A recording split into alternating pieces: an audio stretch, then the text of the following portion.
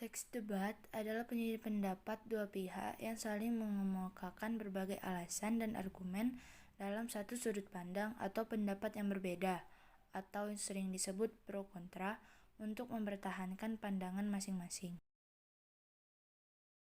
Selanjutnya, ciri-ciri teks debat. Teks debat memiliki beberapa ciri-ciri, diantaranya sebagai berikut.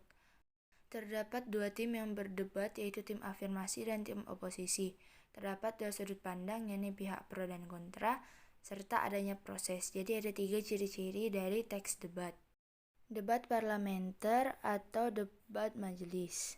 Debat yang biasanya terjadi di tatanan eksklusif, yudikatif, atau legislatif suatu negara. Debat jenis ini biasa membahas undang-undang, kebijakan, atau hal-hal terkait ketatanegaraan. Selanjutnya ada debat pemeriksaan ulangan. Debat yang bertujuan untuk mengetahui kebenaran argumen yang disampaikan dimaksudkan untuk memeriksa atau mereka ulang. Debat jenis ini mengandung banyak pertanyaan agar dapat mempertahankan posisi masing-masing.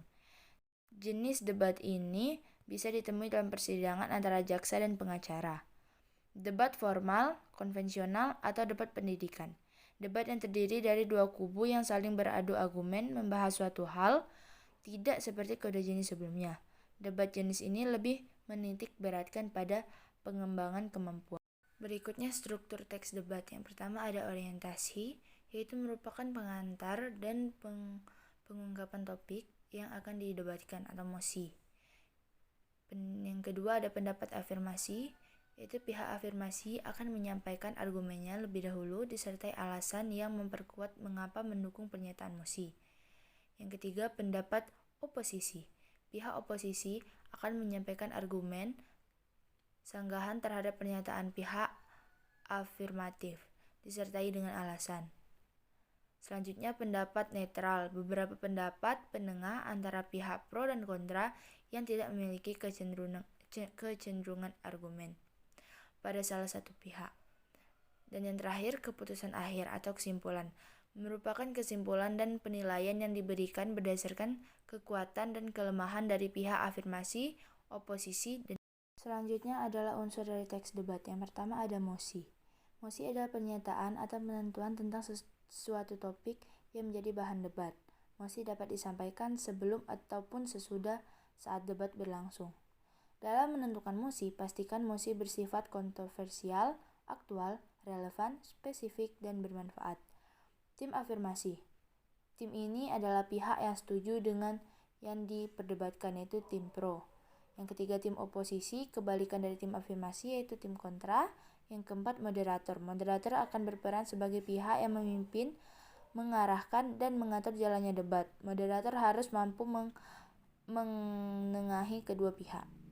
Yang kelima, penonton atau juri. Penonton atau juri memiliki peran sebagai penentu pemenang debat. Karena itu penonton atau juri harus memiliki wawasan yang sesuai dengan dan mampu bersikap adil, bukan mendasarkan keputusannya pada pendapatnya sendiri. Yang terakhir adalah penulis atau sekretaris.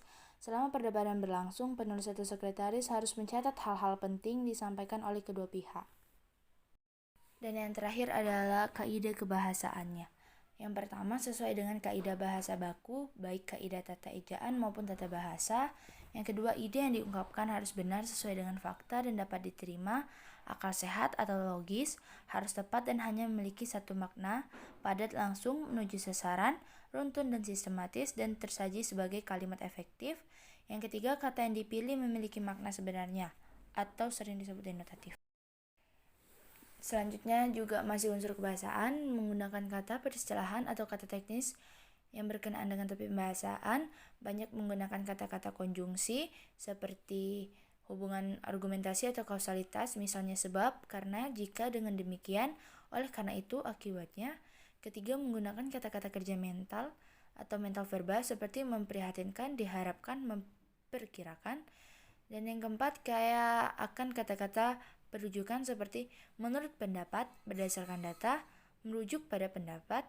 Dan yang terakhir yaitu menggunakan kata-kata persuasif seperti diharapkan, sebaiknya, hendaklah, perlu, dan harus.